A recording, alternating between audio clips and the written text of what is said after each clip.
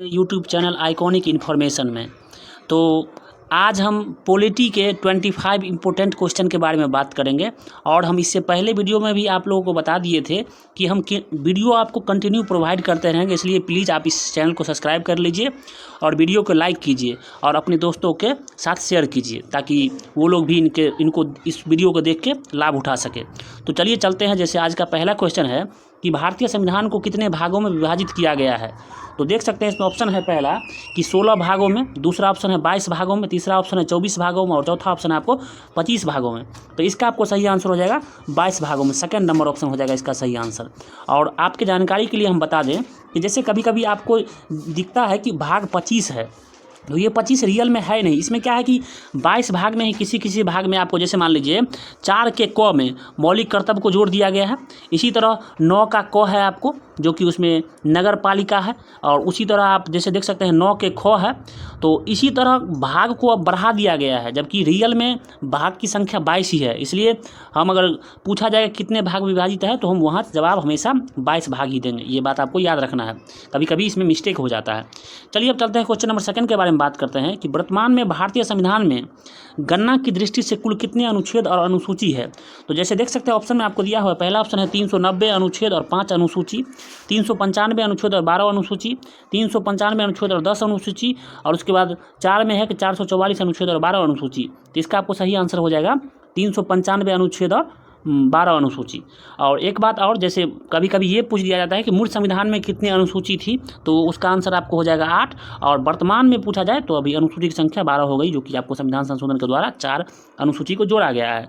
और दूसरी बात कि अनुच्छेद की संख्या भी फिक्स है, 395 ही है, और इसमें क ख ग करके इसका संख्या कुछ बढ़ गया है, जो कि आपको ये हमेशा अनुच्छेद पूछा जाए तो 395 ही होगा। इस बात को आपको याद रखना है, मतलब 395 से ज़्यादा हम नहीं बोल सकते हैं, वो गलत हो जाएगा।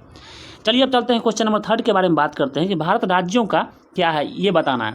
जैसे देख सकते हैं कि ऑप्शन में पहला है कि परिसंघ मतलब कन्फेडरल, दूसरा है संघ मतलब फेडरल, तीसरा है फिर संघ यूनियन, और चौथा है इसमें से कोई नहीं। तो देख सकते हैं कि सेकंड और थर्ड ऑप्शन में आपको है, सेकंड में भी संघ है और थर्ड में भी संघ है। तो ये अलग अलग है। जैसे कन्फेडरल होता है वैसा राज्य, जैसे मान लीजिए कुछ राज्य मिल के एक केंद्र का निर्माण करता है, कुछ शक्ति अपना केंद्र को दे दिया और केंद्र पूरे राज्य का संचालन करता है। इसमें से कोई भी राज्य अपने इच्छा अनुसार कभी भी अलग हो सकता है। फिर आपको फेडरल में भी वैसे ही होता है, मगर थोड़ा कन्फेडरल से थोड़ा हार्ड होता है। और यूनियन में आपको पूरी तरह से हार्ड होता है, इसमें से कोई भी राज्य अपनी इच्छा से अलग नहीं हो सकता है। तो इसलिए भारत राज्यों का संघ है तो वो यूनियन वाला है, फेडरल वाला नहीं है। ये बात आपको याद रखना है। इसका आपको जवाब देने के लिए कभी भी आप इंग्लिश वाले क्वेश्चन को देख के ही जवाब दिया कीजिए, क्या है कि इसमें मिस्टेक हो सकता है। जैसे मान लीजिए आप सेकंड और थर्ड में दोनों में संघ है तो उस हिसाब से तो मिस्टेक हो सकता है, इसलिए इसका यूनियन होगा, जो कि उसमें से राज्य कभी भी अपने इच्छा अनुसार अलग नहीं हो सकता है। चलिए अब चलते हैं क्वेश्चन नंबर आपको 4 के बारे में बात करते हैं। इसमें है कि सिक्किम भारत का एक राज्य बनाया था। तो देख सकते हैं जैसे ऑप्शन में है, पहला है कि 30वें संशोधन के अंतर्गत, दूसरा है 32वें संशोधन के अंतर्गत, तीसरा है 35वें संशोधन के अंतर्गत और चौथा है 42वें संशोधन के अंतर्गत। तो इसका आपको सही से आंसर हो जाएगा थर्ड नंबर।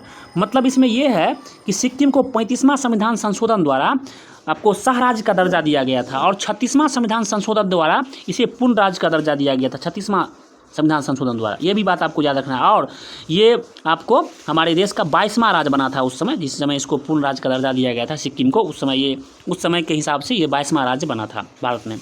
चलिए अब चलते हैं क्वेश्चन नंबर आपको 5 के बारे में बात करते हैं। इसमें है कि संविधान के निम्नांकित में से किस प्रावधान के अंतर्गत भारतीय संसद को नया राज्य बनाने का अधिकार है। तो जैसे देख सकते हैं इसमें आपको ऑप्शन में है कि पहला ऑप्शन है अनुच्छेद 1 के अंतर्गत, अनुच्छेद 2 के अंतर्गत, अनुच्छेद 3 के अंतर्गत या फिर अनुच्छेद 4 के अंतर्गत। इसमें आप देख सकते हैं इसका सही आंसर हो जाएगा आपको थर्ड नंबर ऑप्शन। और एक बात और, जैसे इसका थर्ड नंबर ऑप्शन हो जाएगा। और एक बात और आपको बता दें, जैसे सेकंड नंबर ऑप्शन जो होगा, क्या कि इसमें कभी कभी मिस्टेक हो जाता है कि मान लीजिए संसद नया राज्य बनाने का अधिकार है तो सेकंड भी लोग मार देते हैं, मगर ये गलत है। इसमें ये है कि कोई अगर विदेशी राज्य भारत में अगर अपने इच्छा अनुसार मिलना चाहता है तो उस राज्य को मिलाने का जो प्रावधान है वो आपको अनुच्छेद सेकंड में दिया गया है।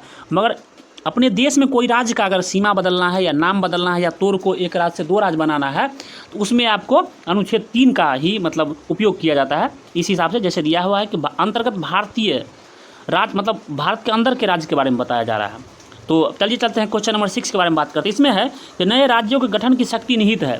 तो जैसे देख सकते हैं ऑप्शन है, पहला ऑप्शन है आपको संसद में, और दूसरा ऑप्शन है राष्ट्रपति में, तीसरा ऑप्शन है मंत्री परिषद में, और चौथा ऑप्शन है आपको राज्य पुनर्गठन आयोग में। तो इसका आपको सही आंसर हो जाएगा छठा का संसद में। ये है कि नए राज्यों का गठन की शक्ति आपको संसद में निहित है। जैसे मान लीजिए कोई नया राज्य, जैसे आप देखे होइएगा कि MP से छत्तीसगढ़ को 1 नवंबर 2000 में अलग किया गया था। उसी तरह आप UP से उत्तराखंड को 9 नवंबर 2000 में अलग किया गया था। और तीसरा आपको बिहार से झारखंड को 15 नवंबर 2000 में अलग किया गया था। ये भी बात आपको याद रखना है। ये इसी अनुसार अलग किया गया था और वो संसद ही किए थे, संसद के द्वारा ही किया गया था। चलिए अब चलते हैं क्वेश्चन नंबर 7 के बारे में बात करते हैं। इसमें है कि भारतीय संघ के अंतर्गत किसी राज्य को मिलाने का अधिकार किसे है। तो जैसे देख सकते हैं ऑप्शन में है भारत के राष्ट्रपति को, दूसरा है प्रधानमंत्री को, तीसरा है संसद को, चौथा है सर्वोच्च न्यायालय को। तो 7 नंबर का आपको सही आंसर हो जाएगा संसद को। ये बात तो हम पहले ही जिक्र कर दिए हैं, तो इसका सही आंसर आपको संसद हो जाएगा। और बारीकी से हर एक आप ऑप्शन को गौर से देखिए, तो इससे क्या होता है कि आपको GK याद करने में आसानी होता है। चलिए अब चलते हैं क्वेश्चन नंबर 8 के बारे में बात करते हैं कि भारत के संविधान के अंतर्गत निम्नलिखित में से किसको राज्यों की सीमाओं को परिवर्तन करने का शक्ति प्राप्त है। तो इसमें देख सकते हैं ऑप्शन में है पहला संसद को, दूसरा है लोकसभा को, तीसरा है राष्ट्रपति को, और चौथा है आपको सर्वोच्च न्यायालय को। इसका आपको सही आंसर हो जाएगा संसद को ये अधिकार है कि किसी राज्य के सीमा में वो परिवर्तन कर सकता है, या फिर उसका नाम बदल सकता है, या एक राज्य को तोड़ के 2 राज्य में बदल सकता है। ये आपको संसद को ये अधिकार है। चलिए अब चलते हैं क्वेश्चन नंबर आपको 9 के बारे में बात करते हैं। इसमें है कि जम्मू कश्मीर भारत में विलय कब हुआ। तो इसमें देख सकते हैं जैसे ऑप्शन है पहला है आपको 10 अक्टूबर 1953 को, दूसरा है 15 अगस्त 1947 को, तीसरा है 26 अक्टूबर 1947 को, और चौथा है 26 नवंबर 1948 को। तो इसका आपको सही आंसर हो जाएगा 26 अक्टूबर 1947 को। और एक बात और आपको बता दें, जैसे हमारा देश जब आज़ाद हुआ था उस समय आपको भारत और पाकिस्तान बना था, और जम्मू कश्मीर जैसे अंग्रेज़ों के द्वारा बोला गया था कि अगर कोई प्रांत जैसे 552 समथिंग मतलब 552 प्रांत में टूटा हुआ था भारत देश, और उसको एक करना था, तो उस समय में आपको ये 2 देश में टूट गया। आपको जो पहला भारत, दूसरा पाकिस्तान, और जम्मू कश्मीर बोला कि हम भी एक स्वतंत्र देश रहेंगे। मगर कुछ दिन के बाद पाकिस्तान के द्वारा, उसके घुसपैठियों के द्वारा जम्मू कश्मीर पे आक्रमण कर दिया गया, क्योंकि वहाँ पे मुस्लिम की जनसंख्या ज़्यादा था, और वहाँ का राजा हरि सिंह जो कि एक हिंदू राजा थे, तो उनको ऐसा लगा कि नहीं अब हमें भारत के शरण में जाना चाहिए। तो भारत के शरण में वो 26 अक्टूबर 1947 को आए थे। तो उसी समय विलय पत्र पे साइन करके और जम्मू कश्मीर भारत का हिस्सा बन गया था। ये बात भी आपको याद रखना है। चलिए अब चलते हैं क्वेश्चन नंबर 10 के बारे में बात करते हैं। इसमें है कि भाषाई आधार पर सर्वप्रथम किस राज्य का गठन हुआ। तो इसमें देख सकते हैं ऑप्शन में है कि पहला है आपको राजस्थान का, दूसरा है आंध्र प्रदेश का, तीसरा है मध्य प्रदेश का, और चौथा है आपको कर्नाटक का। इसका आपको सही आंसर हो जाएगा सेकंड नंबर आंध्र प्रदेश का। और एक बात और, जैसे मान लीजिए सबसे पहले आंध्र प्रदेश का गठन हुआ था, और अभी फिलहाल आंध्र प्रदेश से तेलंगाना अलग हो गया। ये बात भी आपको याद रखना है, जो कि 1 जून 2014 को अलग हुआ है तेलंगाना आंध्र प्रदेश से। उस समय तेलंगाना आंध्र प्रदेश में ही पड़ता था। और ये जो आंध्र प्रदेश राज्य बना उस समय आपको ये तेलुगु भाषाई क्षेत्र था आंध्र प्रदेश। तो वहाँ पे एक हड़ताल करता थे जिनका नाम था पेट्टू श्री रामलू, जो कि 56 दिन के भूख हड़ताल के बाद उनका मृत्यु हो गया था।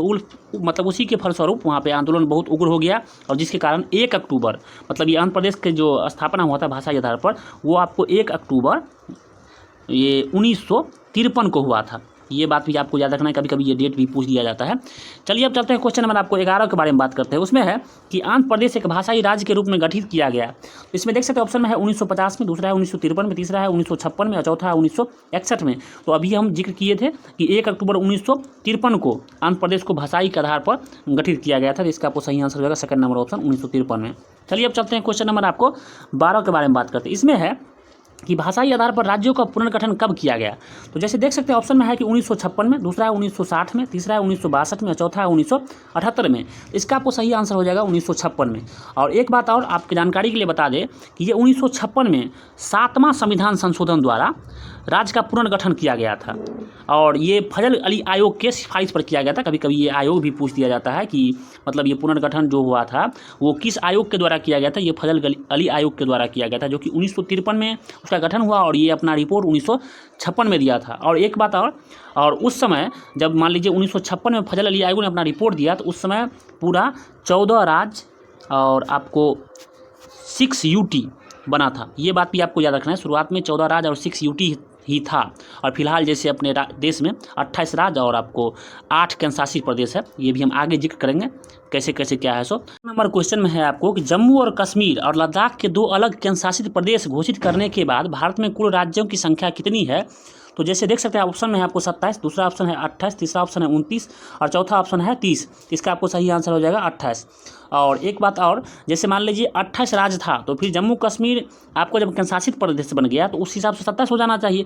मगर आपके जानकारी के लिए बता दें कि आंध्र प्रदेश से तेलंगाना भी टूटा था, जो कि एक राज्य होकर 29 हो गया था, और जम्मू कश्मीर को 2 केंद्रशासित प्रदेश में तोड़ दिया गया था, तो एक राज्य घट गया और उस हिसाब से 28 राज्य बच गया।